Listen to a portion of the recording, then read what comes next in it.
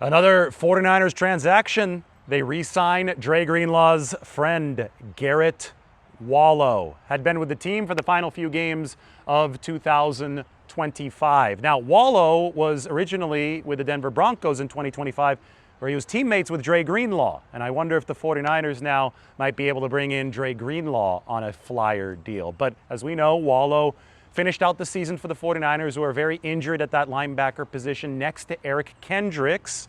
And I thought he played decently well. He's not a starting caliber player, but he's somebody who gave them some good special teams value, and he's still only 27 years old. So small, low commitment, one-year deal. And now we turn our attention to Greenlaw, who, if he is willing to sign a low commitment one-year deal, might be willing to come back to the 49ers. Caden Ellis just signed with the New Orleans Saints. So one of Raheem Morris's favorite players, 31 years old. That was an expensive contract. He signed for $11 to $13 million a year with the Saints. 49ers weren't going to pay that much for a running mate for the Predator, for Fred Warner. But as they continue to build linebacker depth, we can talk about Nick Martin, we can talk about D. Winters, we can talk about Tatum Bethune. We've got to figure out what the new defensive regime thinks of all these guys. We need a few more clues. Well, we do know that they like Garret Wallow enough to help contribute on special teams and as linebacker depth. Anyway, I talked a little bit more about this on 95.7 The Game. Here is my interview. Q, what's going on, man? Not much. Taking a little bit of a break from the free agency stuff. Hasn't been really busy for the 49ers today, but they just made a signing. They re-signed Garret Wallow, their linebacker. They found him late in the season. So yeah, he played well for them. That was a nice little pickup. Special teams guy and obviously linebacker depth. I'm just waiting for more clues as to what the 49ers are going to do defensively with Raheem Morris and Matt Eberflus now, and we just haven't gotten any clues yet, right? I want to see some front seven signings outside of guys they've already had, just so I know what direction they're going in. But yesterday was fun covering the Mike Evans signing, and we'll see what happens next. No doubt about it. That's an interesting point that they haven't done anything on the defensive side yet. But obviously, we are focused on offense, not just Mike Evans, but everybody wants to know what's going to happen with Trent Williams. How do you see this playing out over the next 10 days? Well, on March 20th, he's due $10 million with an option bonus, and I think that the 49ers would really like to have this resolved before they pay him any money.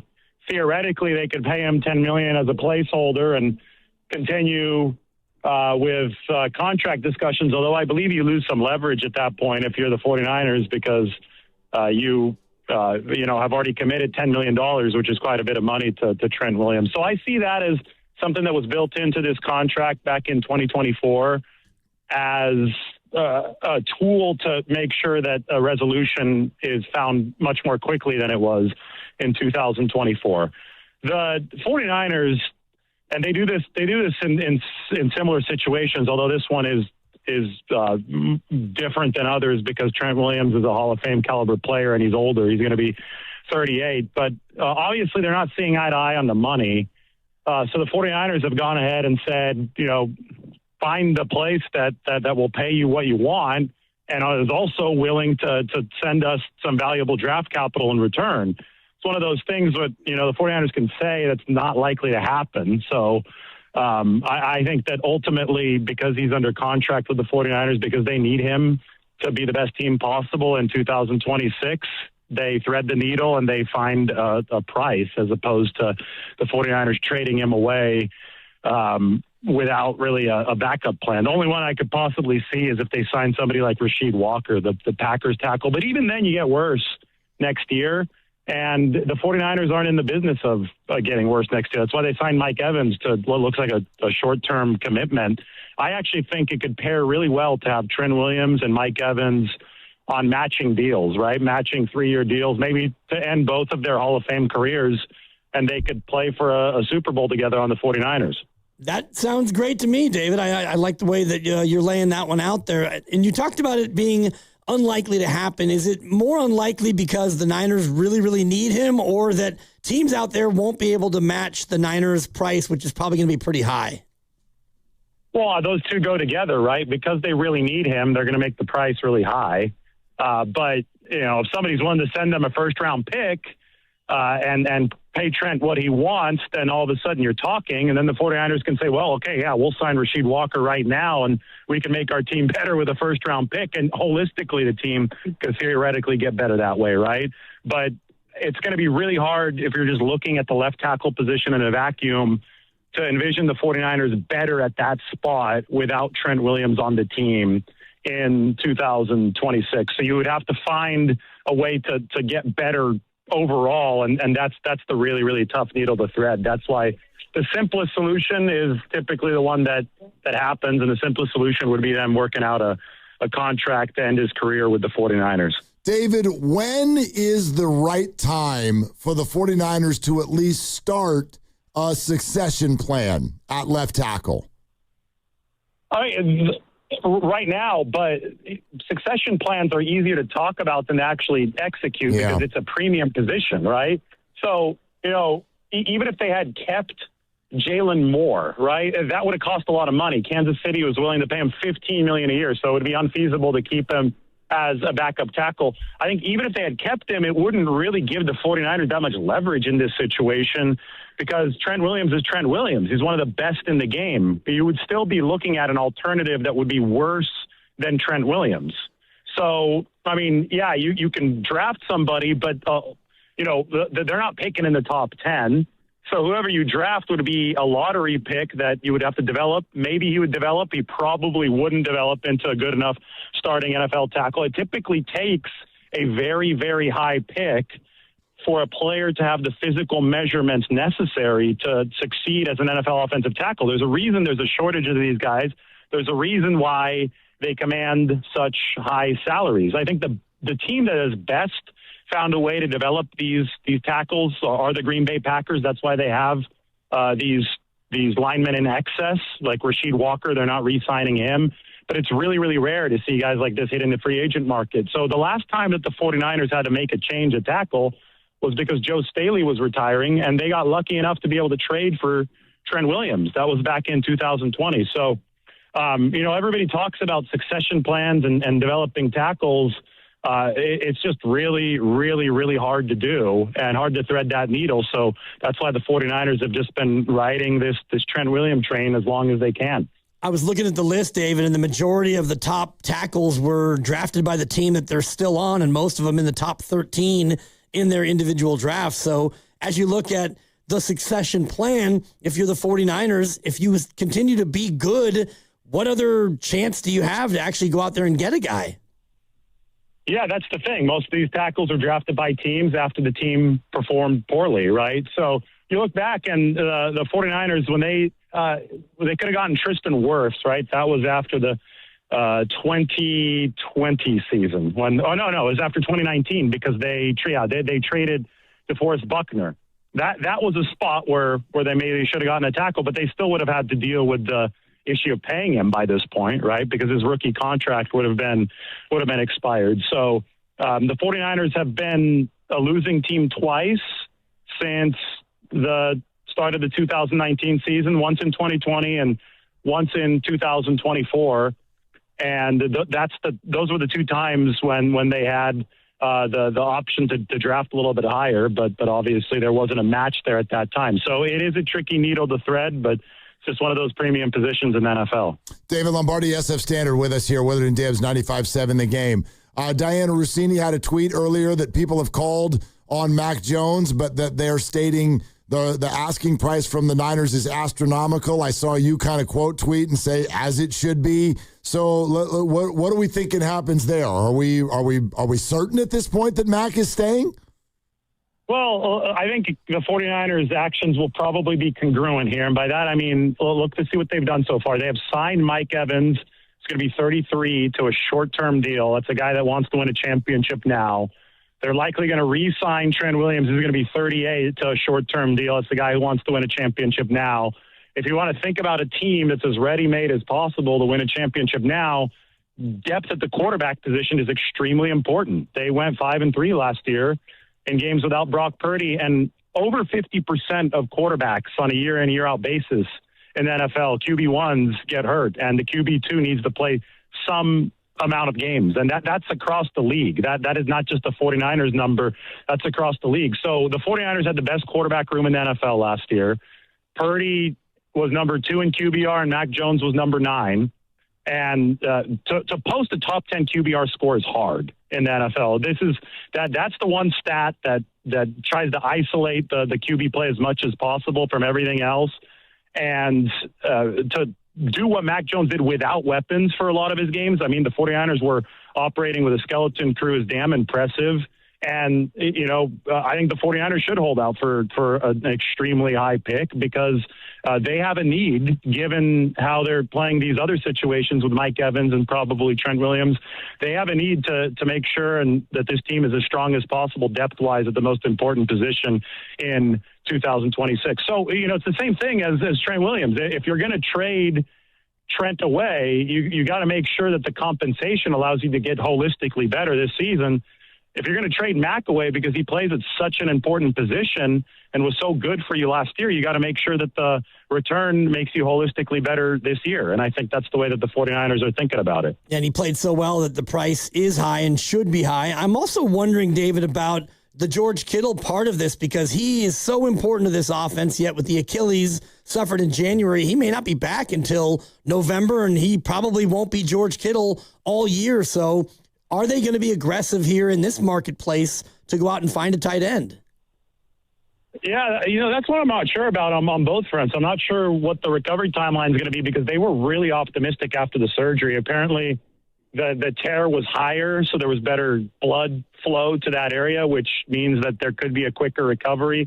George is not publicly saying when he wants to be back, but I'm sure that he's circling week 1, even if it's medically improbable. But we'll see when he's back. The 49ers obviously have more information on that front. I think David Njoku is still out there. I'm not sure how much money he would command if the 49ers feel they need to go veteran tight end. They did go bigger receiver. They've got a big X now in Mike Evans, and I still think that there's another receiver move to be made out there. Say Juwan Jennings comes back, all of a sudden does that change your need for a tight end if they got 2 really big receivers, including Jennings and the number 3? I'm just spitballing right now as to what the 49ers can do because there has been this positionless skill position mentality that Kyle Shanahan has been able to embed into the offense. And, of course, there's the NFL draft as well. But the way I looked at it, I didn't think that Luke Farrell was very good last year for the 49ers. Thought that he was a disappointment blocking-wise, and that's what San Francisco needed. I thought they might be on the market for a blocking tight end, and Charlie Kolar was Brock Purdy's teammate from Iowa State, and he was the best blocking tight end in this free agent class. It just so happened that Charlie Kolar went to Jim Harbaugh and Mike McDaniel of all people, the Chargers. He signed for like $24 million, $8 million a year, so probably a little bit out of the price range, but I thought the 49ers might go in that direction. They didn't do it, so we just got to wait and see what they do. You're listening to 95.7 The Game, KGMZ FM and HD1 San Francisco and Odyssey Sports Station and the home of the Golden State Warriors and Valkyries. Always live on the free Odyssey app and coming to you live from the Laughing Monk Studios. David, I liked your Kenneth Gainwell idea. I've been trumpeting for weeks. The 49ers have got to get someone else to really help share that backfield with Christian. The load is just too great as he approaches 30 here. But Gainwell goes. I'm sure there's other names still out there, but what are you thinking that they're thinking about running back? They could theoretically really like Jordan James. So, that would be a best-case scenario. You don't have to sign anybody. Jordan James has impressed you a ton behind the scenes. He's running good routes. He's got good rapport practice with the QBs. And he's just your running back too, and he starts to work into the rotation this next year. That's a possibility. I don't know if that's true, but that's something that we do need to entertain. That's why you draft guys, because you hope that they can emerge as reliable depth first and then potentially into starters down the road, especially if they're fifth-round picks like Jordan James. So that could be a thing. Isaac Guerrero is still on this football team, and I know that they're interested in bringing Brian Robinson Jr. back at the right price, and he ran the ball well for the 49ers this past year. My concern there is that he was not used in the pass game for whatever reason, and that usually means that the rapport with the quarterbacks and just the general feel for the receiving game isn't there. The bottom three running backs in the league last year in terms of yards per route run, so that means how well they were integrated into the passing game, were Brian Robinson, and then two of the three were Brian Robinson and Jordan Mason. And the 49ers traded Jordan Mason in large part because he wasn't allowing them to give Christian McCaffrey the breathers that they needed because he wasn't the threat they needed in the passing game. So I agree with you. I think that they need to make sure that running back two allows them to give Christian McCaffrey some breathers and maintains a credible receiving threat. And I don't know if Jordan James is that guy or if they're going to have to go outside the building. I know that Kenneth Gainwell would have fit well, but he signed for $7 million annually with Tampa Bay. Yeah, that's a little too rich for their blood. I'm just wondering about Isaac Guerendo because he played 0 snaps last year after a rookie year where he actually got at least some touches. Have they completely soured on him outside of him as a special teamer? Well, Isaac is fairly fresh to the running back position. Not a lot of tread on the tires at running back in college even, and he actually converted early on at Wisconsin from receiver to running back. So I think there are some questions regarding does he have the natural instincts to the vision to play running back at the NFL level, and then the ball security on top of that. I think we've already seen some of those ball security issues play out on the actual field, whether it be special teams during a game or on the practice field. So I think those are the concerns there. You know, like if it's in theory, Isaac Guerendo is a great idea. I mean, the guy runs a 4.3. He's 220 pounds. Everything physically about him screams that this could be an awesome offensive weapon. But it's not just about the athletic scores. It's about being a football player. And if this guy's a tweener that has never really, figured out how to play the nuances of the receiver position or the nuances of the running back position at a high enough level, then it's just not going to work in the NFL. So I think there still is some hope. We'll see how he does this offseason. But, the reasons that I just listed are why he was buried on the depth chart last year. And I get it. Whenever fans see those testing scores, which were awesome for Isaac Guerendo, there's a lot of hope. But who didn't have great testing scores and is the greatest football player of all time is Jerry Rice. So it's obviously about a lot more than if the guy can run fast and is big and muscular. David, is there any chance for Trey Hendrickson and the Niners to get together, or is that just too rich? I heard he wants more than 30, and nobody wants to pay more than 30, so we'll see how much the price goes down. Here's the hope there for the 49ers.